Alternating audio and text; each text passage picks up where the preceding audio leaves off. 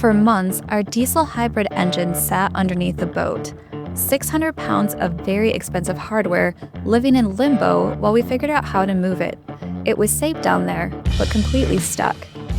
There was no way to get it into the cockpit without heavy equipment, and until the right machine showed up in the yard, which eventually did thanks to our neighbor Colby.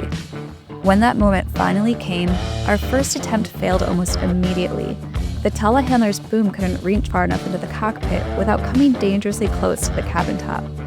Close enough that one wrong move could have meant serious damage. With no safe margin left, we had no choice but to stop and bring the engine back down. On the second try, with the carriage removed and the chains rerun, we pushed our luck with another attempt. Using every single trick we could with the telehandler, dropping down and booming out as much as we could, we watched our diesel come in inch by inch. With Tucker signaling controls and Colby and Matt pulling the engine in by hand, we slowly walked it forward, watching our clearance disappear and holding our breath the entire time. Somehow, against all odds, it worked. The engine finally crossed the threshold and made it into the cockpit. But getting it inside the boat was only the beginning. In the process of preparing for the engine actually coming in here, again, this is a very tight space, so we're not going to have a lot of room to maneuver or for space to prevent accidents from happening. So I've gone through, applied this builder's paper to these surfaces just to help protect them. Then the idea was to put some plywood over the top of them. Well, we went to go pick it. I thought I was getting a 1/4 inch Luan, and this is actually 2.3 millimeters. I don't know why they even make this. It is paper thin, and I don't think it's going to do anything. So we'll probably put a piece of 1/2 inch over the top of this to protect it, and then some of rubber foam that we have too. Because I can imagine when we're sliding the engine in here, it's 600 and something pounds, but our odds of hitting something are too great. So we'll protect this. Doing the same thing down here. Got that builder's paper on here. On top of this, I'll put a piece of plywood just in case it gets out of hand. I'm slamming into this. And I'm starting the process of building that platform that's going to go and allow us to roll it even. So it's not going to go downhill at all. Just roll it even, roll it this direction, and then from there, chain hoist and lower it through the hatch. So the next issue is getting the engine from the cockpit in the aft area up and over the sill, because we do have a pretty high sill to prevent water from coming into the boat, all that kind of stuff. So we got to get up and over that, and then to this surface to be able to roll this direction and over and down. Right. Yeah, stand in place. Hopefully not damage anything. We did put our thin little protective layer of veneer up there. I don't know if it's actually going to do anything. Let's grab that piece, slide it in here, mate them together, and then start the rest of the process, building it up.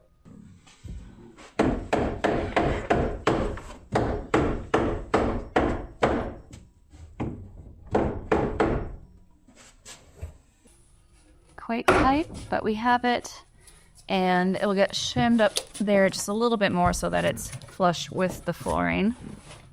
And as Matt was saying, then we'll put plywood that spans across the entire thing.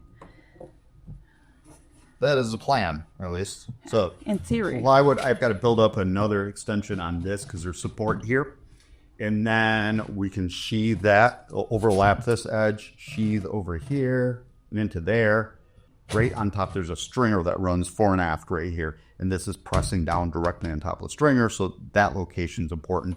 But I also don't want the weight to get over here because there really isn't support for it. And then make something else to be able to slide it. Once it goes in here and clears this area, it'll bridge across the engine bay and allow me to slide it in, where then I can use the chain hoist to lower it down. It is so tight through that area to get back to the engine bay. I've been looking at this, measuring it, going over it, and we're talking just, like 1/4 of an inch on either side. So not much give. One of the things I can do is I am going to pull off the alternator and bracket and this front cover. If you kind of look down here, you can see where the motor mounts are, is pretty much the widest part of the engine, except for that. So I should be able to gain probably almost an inch of space just by pulling this off. And of course, that's a sharp point that could scratch something.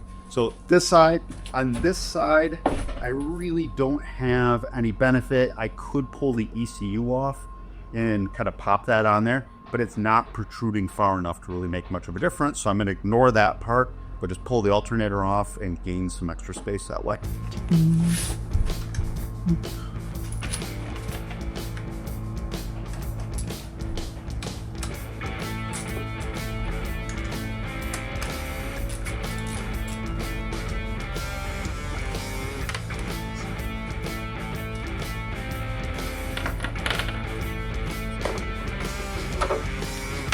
Older.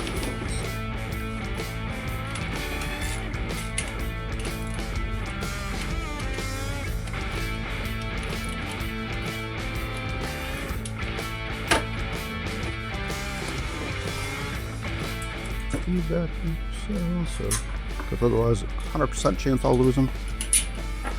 That is true. I'll never see them again.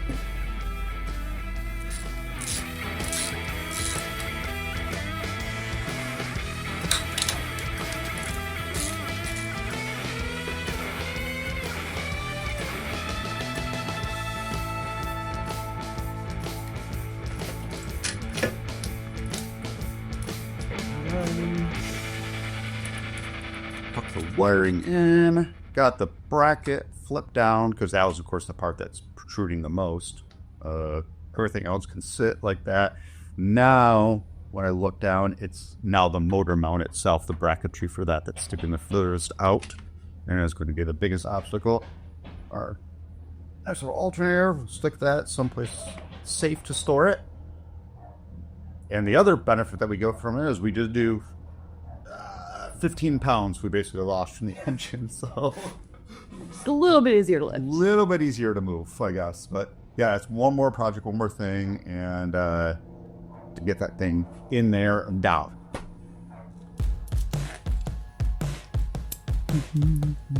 With the engine still sitting on the cockpit floor, our next goal is to get it up onto something we can actually move.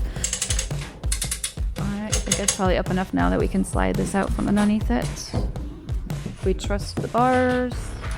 And good enough for now.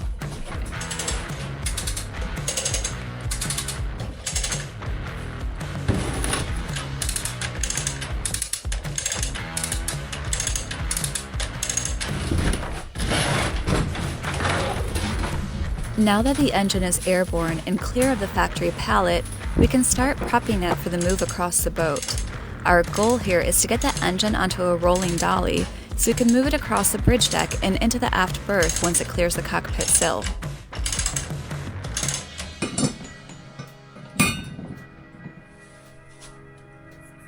No extras, just in case right now. Matt had already built the dolly using two 4x4s with wheels and casters attached underneath. With the engine hanging from the lift, we start by lining up the fur side, measuring where the motor mounts meet the top of the 4x4s, and marking those locations.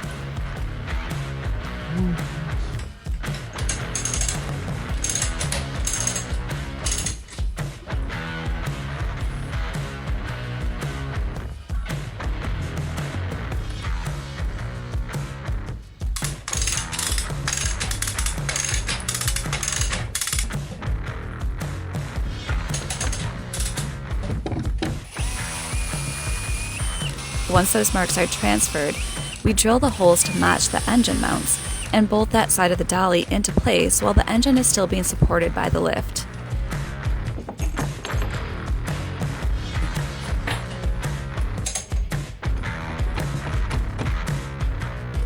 That's what it looks like.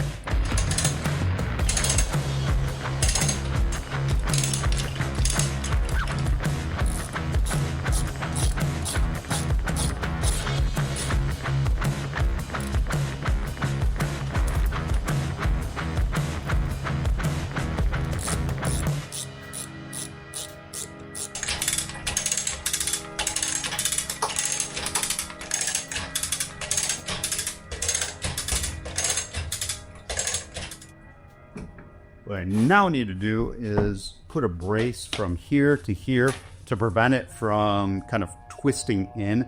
These are still soft mounts, so you can see how easy they are to move. And then what I'll do is I'm going to take just a piece of 1/2-inch ply and put it across the pan underneath there. There's very little clearance between the floor and where the oil pan actually is. So I need to put just a piece of plywood. Hopefully we'll hold that in position and it'll be strong enough that will prevent that from twisting and collapsing over. That's the idea. So we shall see. It's gonna be such a big space. Now that we got the engine moved over to the side, we were able to kick up the center door, which of course gives a lot more space and less chance of breaking anything. Now, normally on an I-beam, you'd use one of the little trolleys that move it forward and back. The trolley that I planned on using kind of fell apart as we were getting it, so it no longer works. Now, either with two choices, we can quick purchase one and try that, or we just give it a shot and see if we get anywhere. If not, hopefully we don't damage anything. But what we're going to do is we're just going to inchworm it along, which is going to be bringing it up in the air, kind of sliding it forward a little bit, setting it back down on a set of blocks, move this piece forward, and keep working that this direction. We just need to move it to here. Not a big deal with this part because I can roll it now. It's on its casters. This is the problem, this beam right here. So of course I can't push it past that, so I got to get it up and over the top of that. Not how I wanted to do it. I wanted to just raise it and slide it, but work with what you got.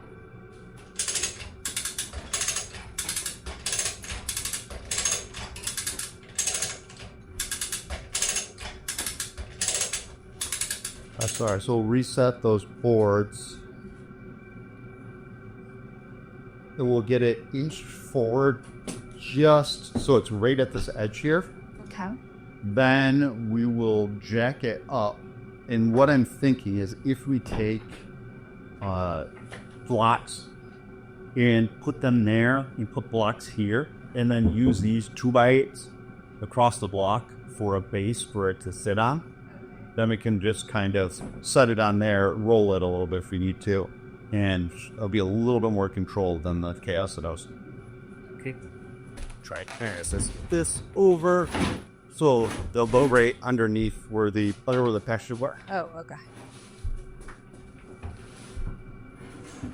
Coming down now.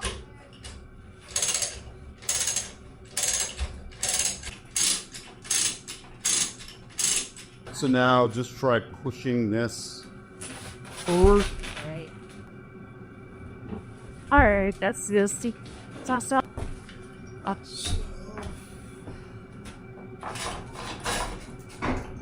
Now we need to make sure that we have that sill, that doesn't get damaged when I'm lifting it up.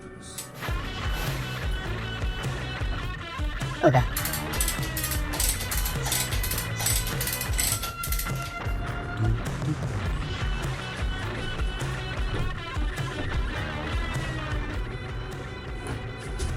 So now the fun part's going to be Try it. try to get it to fall off, and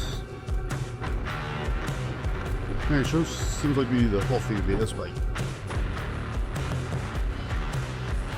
Alright, so keep your casters lined up properly.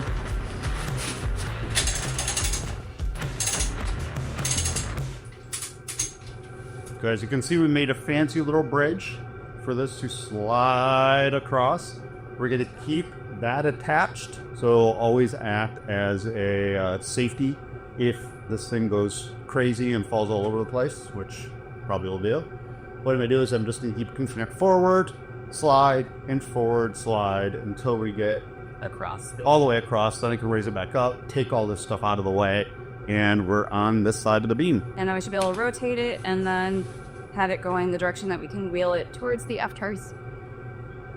In theory. Yeah.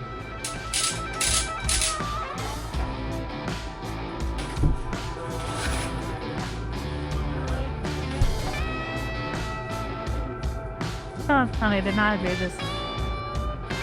Yeah.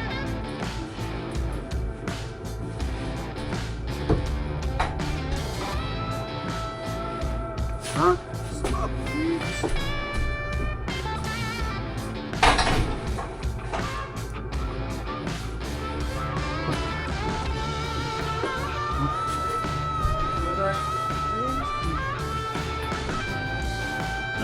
So now I think we need to jack this up and move this to the other side of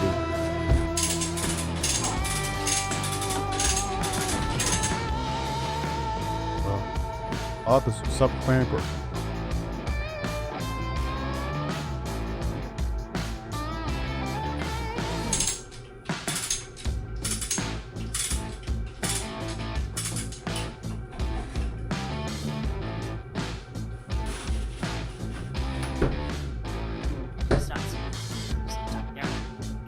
Further. And now we're actually about to stop. We're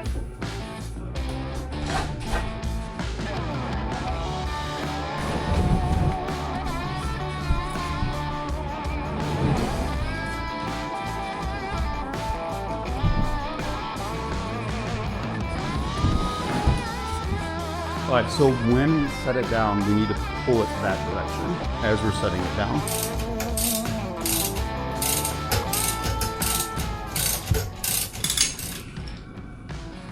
No, it's inside. No. Over the sill. Now we're gonna see how easy it actually rolls. I don't have a ton of faith in that. Where are we spinning?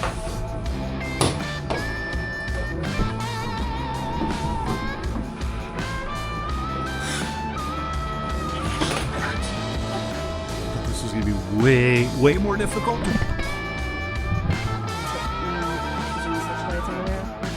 No. So try pushing her in. Okay.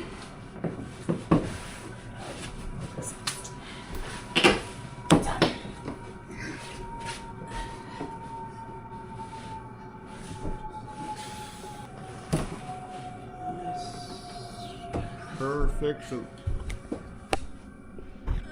plenty of clearance. Look at that. There's probably a good almost an inch there. 3/4 of an inch on that side. Well, now we're going to see what my carpentry skills have done, if this will actually support 600 and me of weight on this little stage area where we can turn it now around and go into its home there.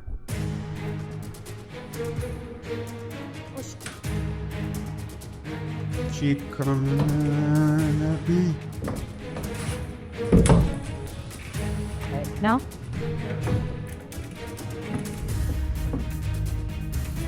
How's this look? You good? Oh, Go up. plenty of space. Straight.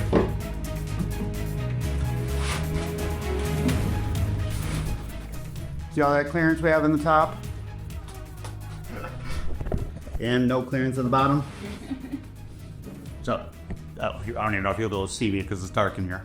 But that was the big issue we were having, is I thought we would be putting an I-beam from fore and aft here. And we, as you can see, we don't have enough clearance to be able to put like that little trolley of the car that runs back and forth, the I-beam, plus a chain hoist to be able to swing it into this area. So thankfully the viewers left comments and said, well, why don't you just roll the thing into place?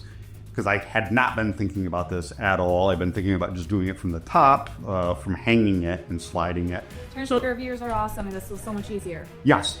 So you guys saved the day. It actually has worked out so far. Let's see. And she's suspended up there.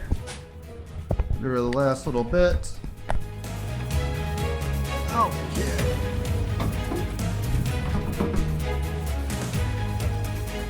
We're there. All right, I think you can set this I can get out there. So take the camera, please. up. Okay.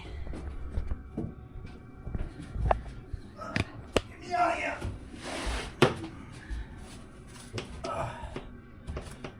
Okay. Yay! Good job. So, next steps are going to be getting this hatch with a piece of plywood that we have in there, get that out of the way, put the I-beam across from this bulkhead to that bulkhead to the aft bulkhead and support that properly. Then hang the chain hoist from there and raise this back up. And if you see, I made this bottom piece, there's 2 different sections for it. You have that section and this section.